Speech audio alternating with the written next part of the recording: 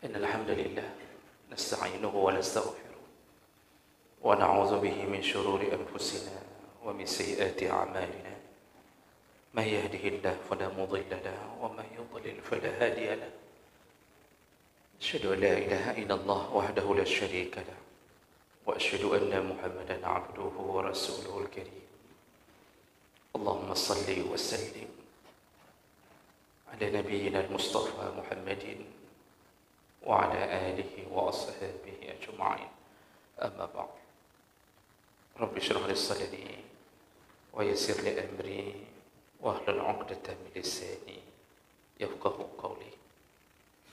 Segala puji bagi Allah, kemudian salawat dan salam kepada Rasulullah, pada keluarga dan seluruh sahabat-sahabatnya. Bapak Ibu jemaah Maghrib dan Isya yang Allah muliakan di dunia dan insyaAllah dimuliakan di akhirat.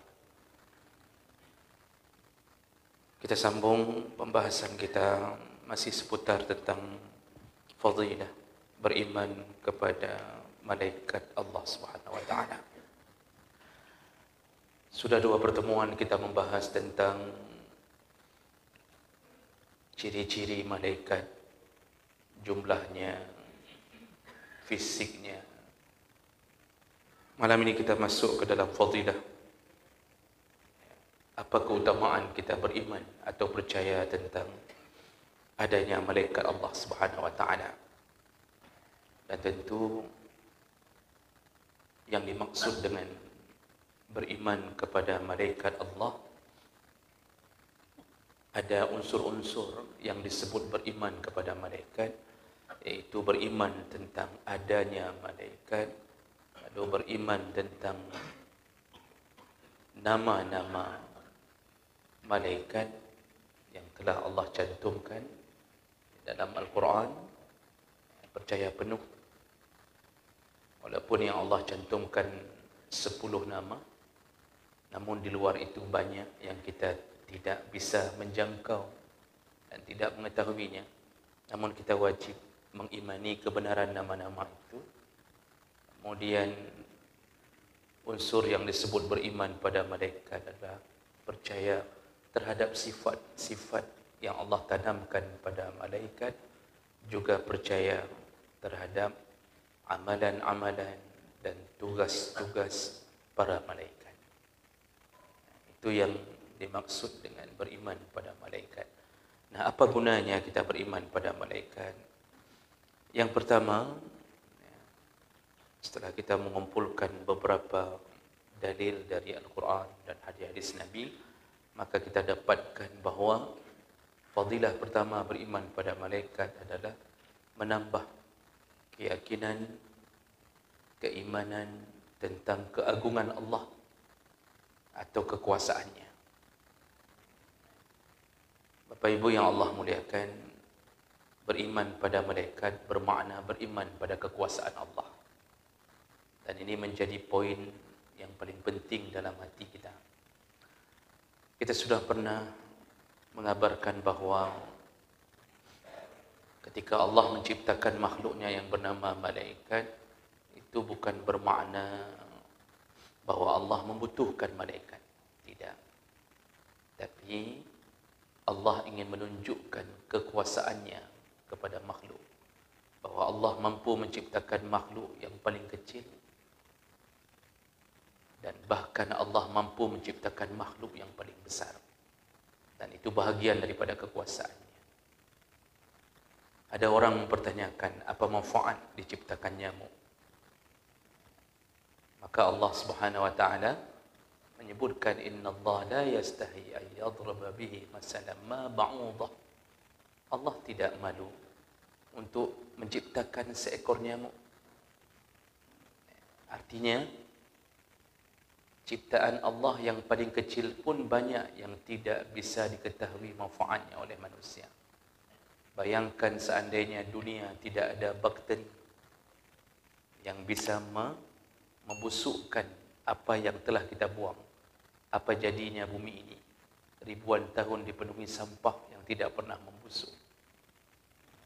Jadi hal-hal yang paling kecil pun bermanfaat. manusia tidak mampu menjangkau manfaat itu.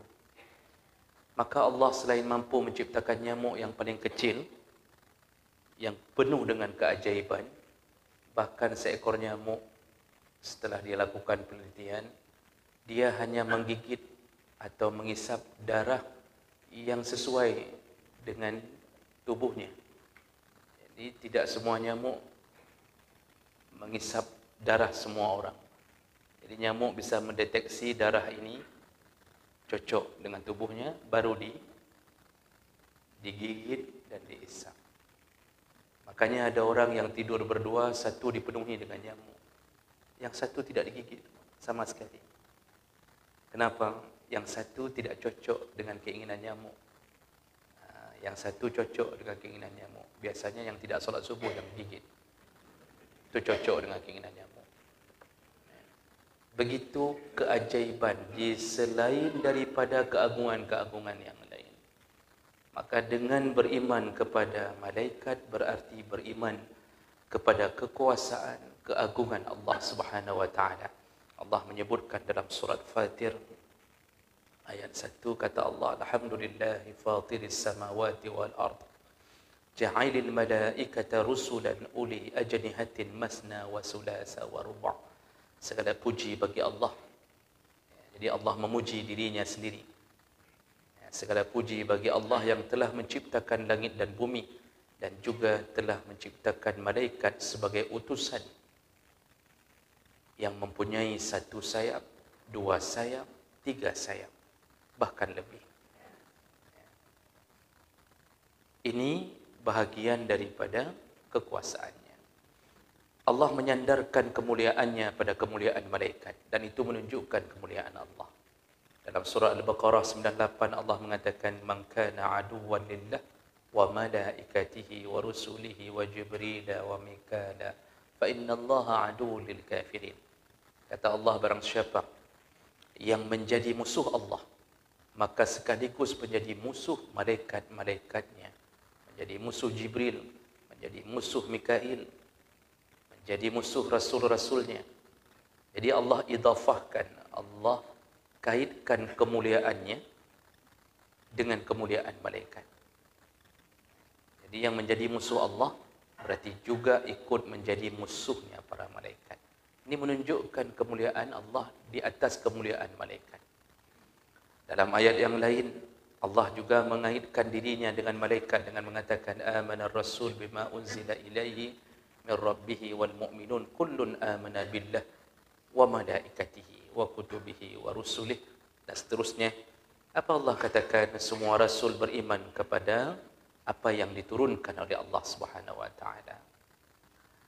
Dan orang-orang beriman pun semua beriman kepada Allah dan malaikatnya dan kitab-kitab yang diturunkannya. Jadi iman pada Allah juga bermakna, iman pada malaikat juga bermakna beriman kepada Allah. Jadi dikaitkan oleh Allah Subhanahu wa taala keagungannya melalui kebesaran malaikat.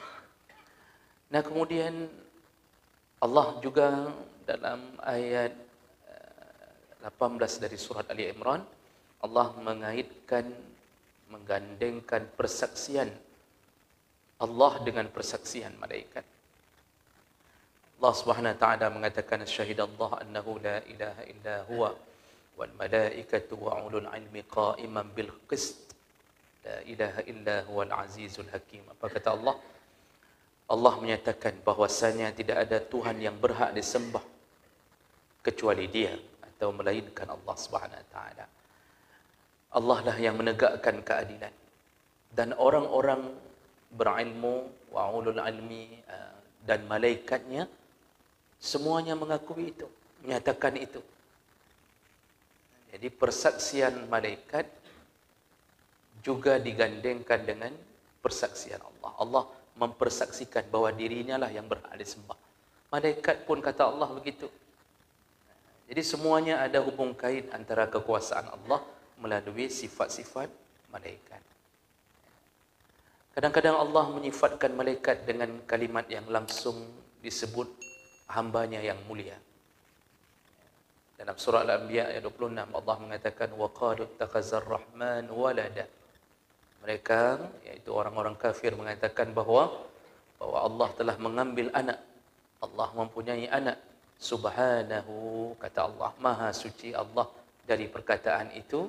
Bal ibadum mukramun, dan malaikat-malaikat itu adalah hamba-hamba yang mulia. Jadi dari beberapa ayat ini menunjukkan ada hubung kait antara kemuliaan yang disandang oleh malaikat dengan kemuliaan Allah Subhanahu wa taala. Jadi Allah yang letakkan kemuliaan pada malaikatnya menunjukkan kemuliaan Allah. Itu baru bicara tentang sifat. Belum lagi bicara kekuasaan Allah pada wujud malaikat, dan kita sudah bicara sebelumnya wujud malaikat. Salah satu yang perlu kita ulang dalam hadis riwayat Abu Daud dengan derajat yang sahih, Rasulullah sallallahu alaihi wasallam mengatakan melalui hadis Jabir bin Abdullah, "Azina li an uhdisa an malakin min malaikatillah." Aku telah diizinkan, kata Rasulullah, untuk menceritakan bentuk malaikat-malaikat man hamalatal arsh, iaitu orang malaikat-malaikat yang membawa arsh. Jadi malaikat-malaikat yang memikul arsh. Jadi Nabi telah melihat malaikat memikul arsh. Kan perjalanan Nabi bahkan sampai ke Sidratul Muntaha, itu hujung seorang hamba bisa mencapai. Dan pandangan-pandangan itu melihat keajaiban-keajaiban. Rasulullah diizinkan Allah untuk memberitahu bagaimana bentuk malaikat yang memikul arsh. Apa kata Rasulullah? Inna ma baina syahmati uzunai ila atiqihi masirata 700 amin. Bentuk malaikat yang memikul arsh dari syahmata uzunai, jadi daging telinganya, dari ujung daging telinganya sampai ila atiqihi, iaitu sampai ke pundaknya, itu panjangnya atau jaraknya adalah 700 tahun perjalanan. Jadi dari daging telinga ini sampai ke pundak, besarnya itu sebelah. Itu sebelah. Karena yang dimaksud syahmata uzunai itu daging salah satu telinga ke pundak. Jadi kalau telinga kanan ke pundak kanan. Jaraknya, kata Rasulullah, besarnya malaikat pemikul arasy itu 700 tahun perjalanan. 700 tahun perjalanan. Subhanallah, maha suci Allah yang mampu menciptakan sebesar itu. Bayangkan sebelah saja 700 perjalanan. Berarti kalau kita berjalan dari pundak kanan ke pundak kiri malaikat, 1400 tahun perjalanan baru sampai dari pundak kanan ke pundak kiri. Pundak kita, semut jalan cuma butuh waktu setengah menit. Semut jalan dari pundak kita, kanan kiri, cuma butuh waktu setengah menit. Maka janganlah terlalu sombong sampai pundak ini naik ke telinga.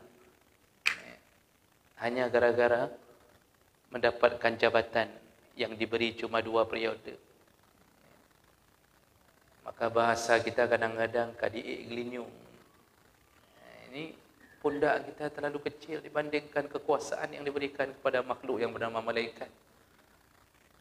Orang kalau sudah sampai melihat dan memperhatikan hadis Nabi, mengingat kebesaran Allah di atas wujud malaikat, maka dia terus merasa kecil, bukan makin bertambah sombong. Makanya orang-orang yang sombong itu orang-orang yang tidak punya kesempurnaan iman. Dia masih meyakini dirinya besar di hadapan Allah Subhanahu wa ta'ala. Makanya ketika kita bertakbir Allahu Akbar, Allah Maha Besar. Itu Maha Besar itu yang dimaksud bukan hanya kekuasaannya, tapi memang Allah sendiri akbar. Allah sendiri akbar, bukan hanya kekuasaannya.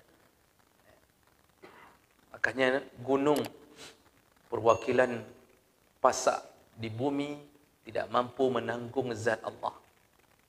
Tidak mampu. Allah baru mau turun saja, gunung hancur lebur.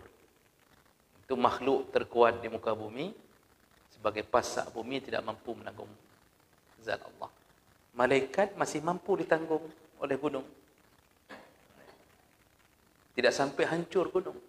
Kalau malaikat saja dari telinga ke pundak 700 tahun, besarnya, bagaimana besarnya Allah Subhanahu wa taala? Namun besarnya itu tidak sampai menakutkan, tapi makan menjadi sebuah kegagahan dan keindahan. Nah, jemaah maka Allah, itu fadilah yang pertama yang harus kita tanamkan dalam hati dengan beriman kepada adanya malaikat, maka kita bertambah-tambah keyakinan kita terhadap kekuasaan Allah Subhanahu wa taala. Kemudian yang kedua, fadilah yang kedua, beriman kepada malaikat menjadi bukti sempurnanya iman seseorang. Tadi beriman sekaligus meyakini terhadap kekuasaan. Yang kedua, beriman kepada malaikat bahagian daripada bukti sempurnanya iman. Salah satu daripada bukti sempurnanya iman. Karena iman ini banyak cabangnya. Rasulullah 60 sampai 70 cabang. Iman tertinggi adalah kalimah la ilaha illallah. Dan di antara iman-iman yang paling rendah adalah ketika kita percaya memindahkan sesuatu yang menghalangi jalan karena berharap dari Allah, itu kita sudah kategori beriman. Memindahkan sesuatu dari jalan, berharap ridha Allah, berharap surga Allah, itu bahagian iman. Walaupun rendah. Rendah di antara yang tertinggi, bukan iman paling rendah. Iman paling rendah itu ketika kita tidak mampu mencegah maksiat kecuali hanya dengan hati. Itu level paling rendah. Jadi orang berzina di komplek kita sendiri, kita tidak berani cegah. Dengan dalih, itu urusan dia. Jangan ikut campur. Nanti ujung-ujungnya kita kena juga. Ujung-ujungnya enggak usah banyak urusan. Nanti kita dipanggil maweha, dipanggil ma polisi, capek urusannya. Kita biarkan tetangga kita berzina. Kita biarkan anak-anak kos kita bawa perempuan. Itu di komplek kita. Kita diam. Kita diam melihat pemandangan itu. Itu baru jatuh iman kita selemah-lemahnya iman. Serendah-rendahnya iman. Jadi, jemaah melakukan Allah, di antara salah satu bukti kita ini beriman dengan baik adalah dengan percaya tentang malaikat Allah Subhanahu wa taala. Sekaligus ada ayat yang mengatakan percaya kepada malaikat menghindarkan kesesatan akidah.